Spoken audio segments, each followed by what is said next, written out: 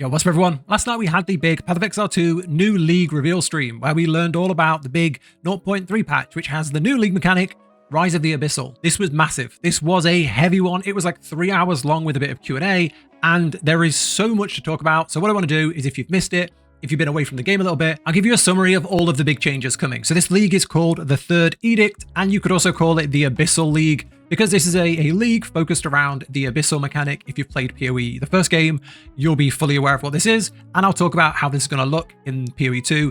But also I want to talk about, this is early access, right? Path of Exile 2 is in early access, and lots of people, I would say the majority of people that tried this game, tried it for a little while, found a lot of problems or had a lot of criticisms, and then walked away. Now, a massive part of this patch has been addressing those problems. It's been quality of life and answering feedback. So I want to talk about the things that were addressed and how well they did it, and then some of the things that they wanted to change and they haven't quite got around to. And you can see here some of the big ones. Like, one of the big complaints was that, you know, getting through the maps, they're long, they're tedious, and we're like slugging through them while we level. Sprinting's been added. Massive. Crawl mode is gone. Asynchronous trade has been added, which means you can now, you know, buy and sell your items when you're not there. You don't need to physically meet up with somebody to do that, which is fantastic. And there's loads of other things coming.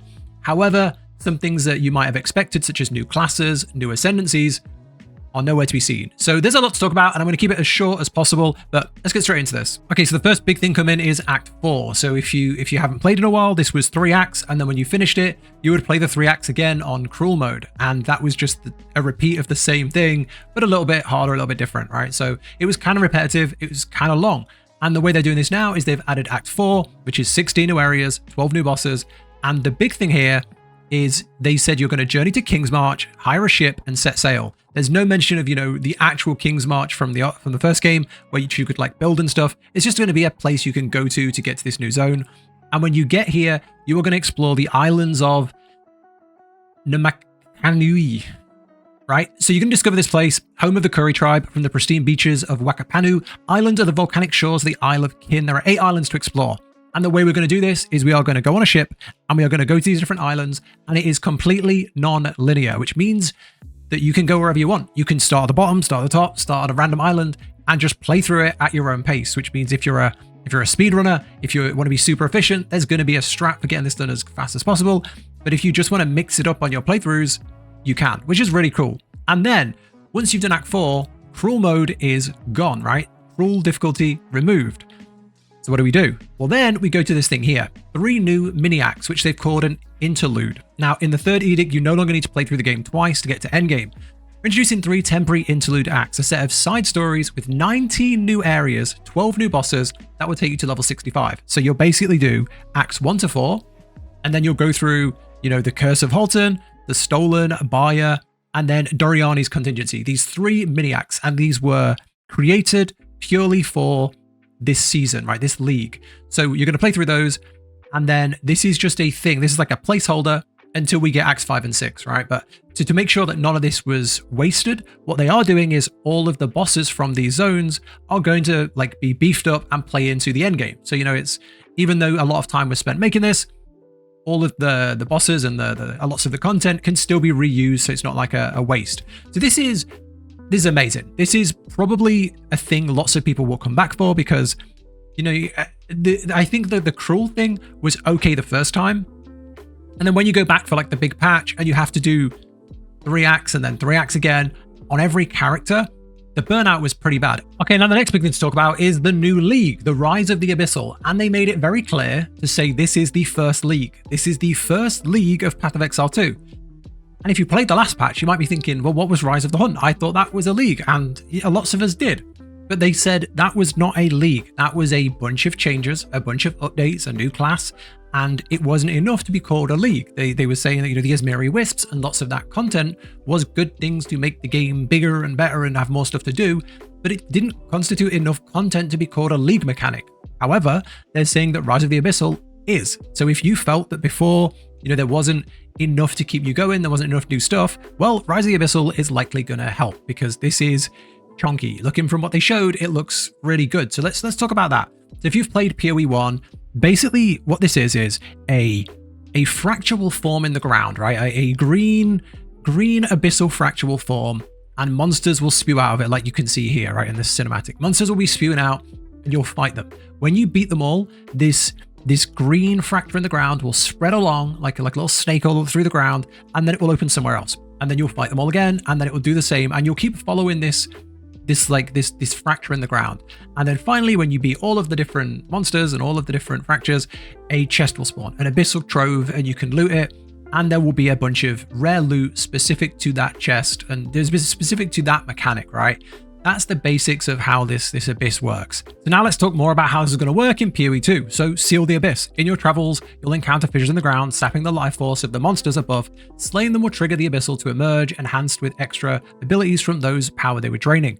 You'll defeat them, close the abyss, and they increase in size, power, and variety as you get through the game. They'll release troves with valuable items, and sometimes you can travel underground to engage with the abyssal directly. Now, one really interesting thing about this that you can't see here is they explain that the different things you defeat above the abyss will change what spawns out of the abyssal. So if you defeat a bunch of magic monsters will spawn out of the abyssal. If you defeat rares near it, rares will spawn, and their modifiers will be corrupted. So they'll have these new abyssal corrupted modifiers, which is really cool. If you defeat a rogue exile near an abyssal, then you will get this harbinger, this weird creature coming out of the abyss, which is just really, really exciting and interesting. And all of these things have like new loot, new rewards. So very exciting stuff that lots of us, I think, can't wait to get in and try. Then on top of this, when you close the abyss, you may find ancient bones that will be used to imbue your items with abyssal magic. Adding hidden desecrated modifiers using the Well of Souls, which you can discover in Act 2, you can reveal the desecrated modifier and choose to transform it by selecting one of 3 different options. What we're going to do is you're going to beat an abyssal, you're going to get items like this that have these hidden modifiers, you're going to go down into the well, you're going to put it onto the well, and then you can have a choice of what will spawn. Now, interestingly, they showed a few ways we can also like change this. So we can re-roll this, we can do some other things with this, and we can get attributes from here that are unique to this modifier. So for example, you'll get something that doesn't normally spawn on a chest from this, hidden feature, which is really, really cool. And you can see here, you've got like these new items that are going to drop. So you've got the preserved vertebrae, which desecrates a rare waystone, which means we can have new interesting modifiers on our waystones. So they showed, for example, you could put on your waystone the ability to have 9 guaranteed abyssals in one map, stuff like that. So really exciting stuff. Or empower the abyssals within the map to have certain monsters in them, which again, very exciting. You've got the preserved ribs, which would desecrate your rare armor like this. Then you've got, you can see here, you can see the waystone here has at the bottom, abysses lead to an abyssal boss, which means when you defeat it, you get to go and fight the boss, which is really cool. And then, here's one of the items with one of these green highlighted abyssal mechanics, 15% of damage is extra lightning damage while unarmed. So really, really cool. And I think it's very exciting that we're finally seeing a new League mechanic that is, fully fleshed out from like leveling to end game, that also ties into like crafting, itemization, really exciting stuff. And of course it has its own boss and pinnacle at the end of it, similar to, Breach and Ritual, that kind of thing. And they'll have their own new loot pool, which will bring new items to the game. I'm sure there is more than what they're showing. This is, Grinding Games, they always show very small amounts of the huge pool of things there are. You can see here, there's a belt that has like 2 slots, and this will mimic a piece of body armor. So you can have like extra sockets, the good sockets on a belt, which is really good. There's a new type of socket. And there's this thing here, the Omen of Echoes, which is, you can re-roll these desecrated modifiers, which very excited. I think this is personally, Abyss wasn't my favorite mechanic in the first game. I think there's a lot more cool ones, but in terms of content, this does add a lot of content. It changes up crafting. It changes up, the maps themselves. It changes up, the amount of loot we can pull out of a single map. And I think these are all things that PoE 2 really needs. So I think this is a welcome addition. Okay, now for new content and features added to the game outside of that. 1, asynchronous trade. Trade was my personal #1 issue with the game. The trade system has been horrible for so long. The way it works right now is if you haven't done much, is you put something on the trade site, you put something up in a premium stash tab that you want to sell, and you put that as available to sell. Then people can search on the online PoE 2 trade site. They can find your item, click message, that messages you in game. You then have to take it out of your stash, go and meet them, trade the item for the item, I like that, right? If you're offline, can't trade. If you're in a map, you have to leave your map to trade. It was terrible. And now we can invite, I don't know if they showed it here. I don't think they named the person. I think the person's called like Agnes or Angus or something. We can invite this merchant to our hideout. This merchant will then have merchant tabs, and we can put the items for sale in these merchant tabs. We can also convert premium stash tabs into merchant tabs. So don't worry about, you're not getting priced up to buy more here. You can just transfer the ones you've got into merchant tabs. And the way these work is when somebody goes onto the trade site to find your item, they just click buy. They will teleport in-game to your shop, and they can just buy it from your shop. You don't need to be involved in any way.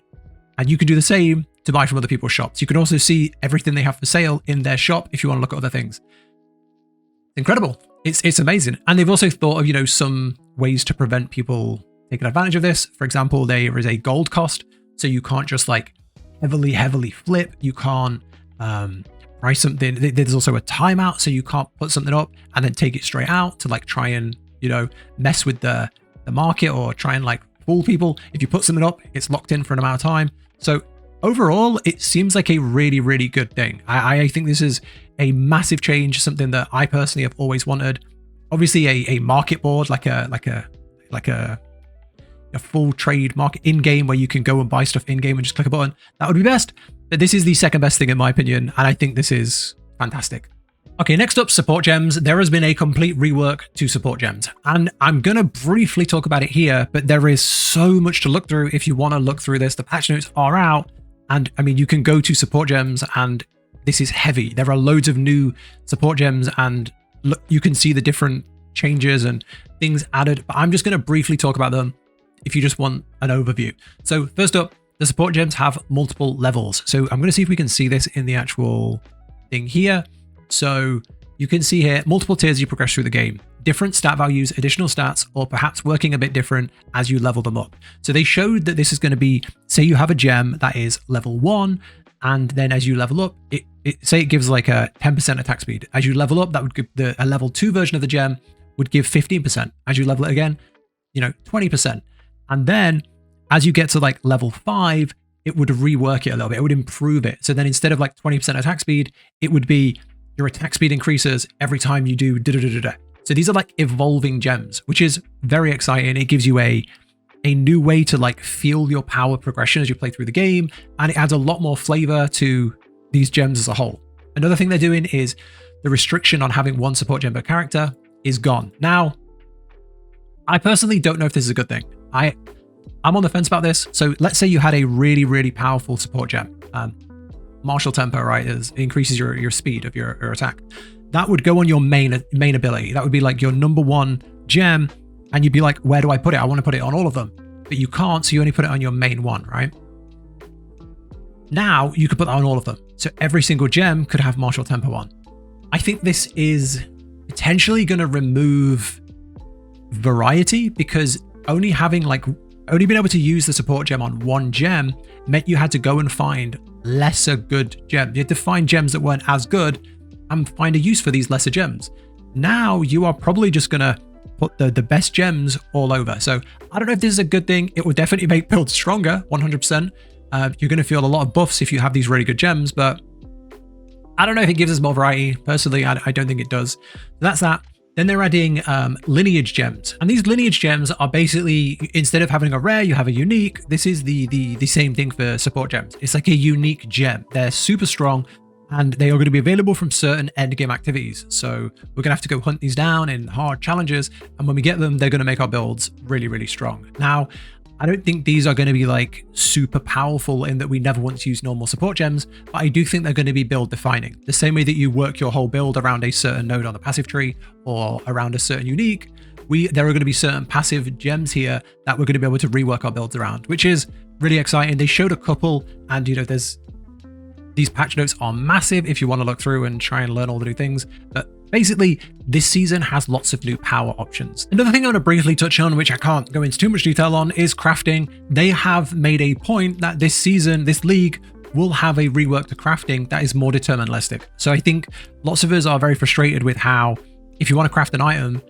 you're just up to RNG. You just grab a base item, you slap on a bunch of items and hope for the best. And if it doesn't work, you just throw it away and try again.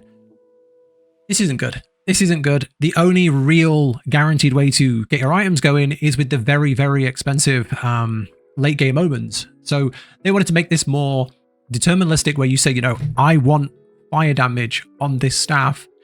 Let me do that. They've done that. So first up, essences. Essence are going to now have set roles and set things. So say you get a lesser essence and you want lightning damage, there will be a lesser essence that just does that.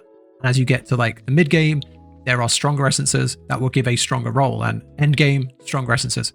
Similarly, they are reworking the gems. So you can see there are like greater orbs, perfect orbs, things like that, exalted orbs, and these kind of things that add a minimum modifier level of items. So if you re-roll something and you re-roll the stat, you're not just going to get low stats. There are going to be items that give you a better roll on that stat. So it's hard to see without being in game and testing it and like trying it, and it's just words on a patch note. But from what they've said, this looks really, really, really good. There's also going to be new omens that again let us have more control over the things we're doing with our items. They showed one where we can roll an item and it will have a high roll. That's the first roll that comes off of it. So you go from like, you know, you roll into a rare and the first roll is a higher roll. So we're not just throwing things into an item and hoping for the best. We're actually tailoring our items to our build. There's also going to be exceptional items that drop on the ground that have a better, that are a better base to craft on. So you know, they might have like higher quality, more gem sockets. So that's something to look out for. You know, something that will probably be going into all the loot filters. It is hard to explain because, you know, there's a lot of changes that are all going to result in better items to craft with and better ways to craft with them. Overall, the game needs it, and I for one can't wait to try it. Once I get in game and, you know, we get into the new league, I will put out a full detailed crafting guide on how to make some really good items and get to, you know, get your head around what to look for with these new items and how to tailor them to your build. So yeah, subscribe if you want to see that. But that's coming because crafting is something that has always needed more work and was very punishing if you didn't have the stuff to make the good items. Okay, now let's talk about the problems with this new patch, because I don't want to be that super positive guy who goes, hey, everything's amazing now, come play PoE 2, it's perfect. Because we have to be real. We have to be real, the game's in early access, and we have to talk about the problems and the things that aren't coming and the things that still need changing. Talking about trade so much and talking about how sluggish the maps are has resulted in good feedback and changes, and we have to keep talking about that. One thing that has surprised a lot of us is, where are the classes? This early access was not supposed to be this long. Early access was supposed to be a certain amount of time, and I think lots of us were expecting a good flow of new classes. Here is a rough guide of what we're expecting. Shadow, Marauder, Duelist, Templar, and Druid. They're the classes that, you know, we're expecting based on the, you know, the what we're expecting from like PoE 1 and the things leading up to PoE 2 is 5 more classes. And that would lead up to 36 ascendancies. And you can see here, not only are we missing 5 classes, we're also missing a third ascendancy on lots of the classes. So we've got a long way to go. And with each of these new classes, we also get all of their skill gems. So, you know, when we add a new class that uses a sword, that adds all of the new sword skill gems, and they can be used by other classes. It's all intertwined. That's the beauty of PoE. So there is so many more classes that need to be added and need to be tested during early access. So I think lots of us are very concerned that the one we knew was nearly there, and they said in the live stream, Druid was nearly there, but they had a choice between getting Druid finished for this patch or getting all of the other stuff done and making the content good. They couldn't do both. So they wanted to get it out on time and they wanted the content to be good. So Druid got missed, and Druid will be coming likely in the next patch. But this just means we're really, really behind on new classes. And I think for lots of people, the thing that would bring them back in a new patch is a new class. So this is a worry. And the other thing we're seeing no change to is the end game mapping system. There are some small tweaks, and there are some tweaks to how the waystones are going to work and how we can put our affixes on the waystones. And they're going more into the risk reward system, where, you know, you can add a new affix that makes enemies stronger, but then they will add more loot and, you know, rarity and stuff to the map. That's a good change. But the overall endgame mapping experience and towers, they talked about it a bit in their Q&A, and they said, yep, we know we want to change it, and we know that people aren't happy, but there's no change yet. So if the things holding you back was you're waiting for a new class, keep waiting. And if you're waiting for endgame mapping to be completely revamped, it's not changing in the initial release of this patch at least. So yeah, I think they're the two big things that I personally was expecting a big change on in this patch. Like I thought we'd get like Druid and a rework to the Atlas or the maps or something, but hey, it is what it is. And I just wanted to talk about it, make you aware if that's something that was like a deal breaker for you coming back. So yeah, that's everything. Overall, I think it's a very, very, very positive patch. All of these things are not just like League mechanics. The majority of these things are going to stay in forever. Asynchronous trade, sprinting, more bosses, more maps, better crafting, new League mechanic Abyssal, which will probably, as it did in the first game, stay in the game and keep being more content for the game. A new act. All of this is good stuff. So I think overall, if you're looking to come back, I think there is a lot to do and it's going to be very, very fun. It looks like it's going to be much bigger and much better than Dawn of the Hunt. So I'm excited, but they're not quite as far along as some of us might have thought. But yeah, that's everything. Let me know what you think down below. I didn't want to go in and read the patch notes for 2 hours, but you know, I'll link them down below if you want to read them yourself. I've read through them. But yeah, that's everything.